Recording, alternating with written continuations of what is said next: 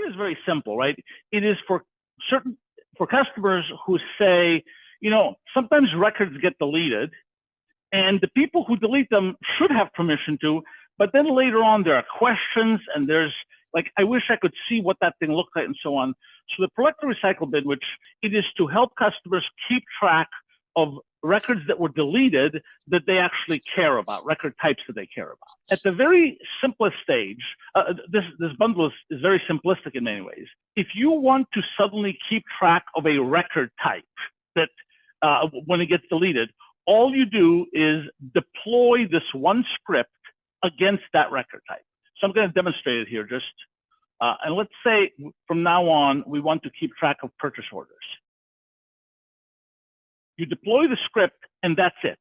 From this moment on, every purchase order that is deleted will be captured by our system. So go in here, let's say this purchase order, it hasn't been received yet, obviously, otherwise you couldn't delete it.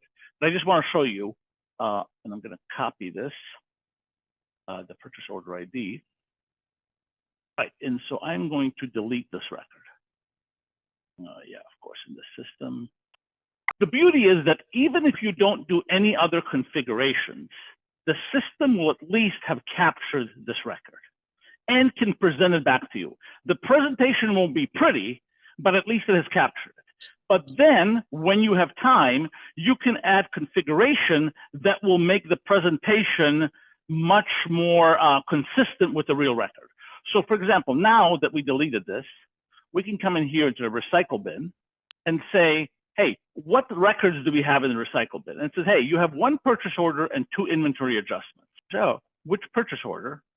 And there it is.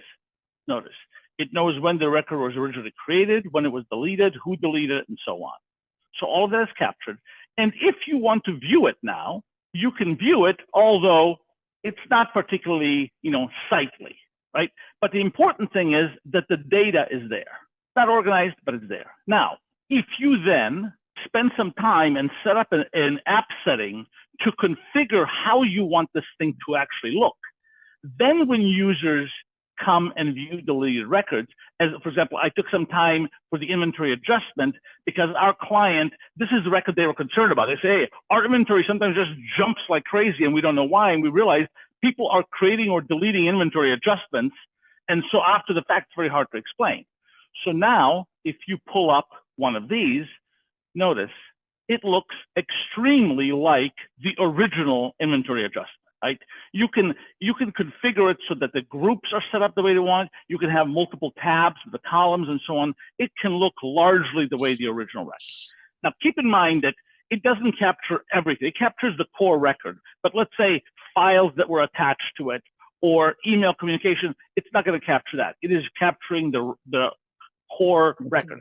For those of you who are developers, if you were to do a record load, whatever data is in there is what gets captured. Now, the other cool thing is, say you're looking for a record that had been deleted, but you don't know it was deleted. I'm about to paste in the purchase order that we deleted a second ago. So somebody comes along and says, hey, I know this was the purchase order. Well, look at what it comes up. It says, there it is. And if you click on it, here's the really cool thing. It will take you right to the viewer for that record, as if this was a regular purchase order and you've got to it. And if you had, prettied up this display, it would look largely like the original purchase order. You have all of this, it was deleted, et cetera, et cetera. So it's just up to you to set up the configuration for how you want. What data do you want to show, in what sequence, in what sections, what tabs, and so on.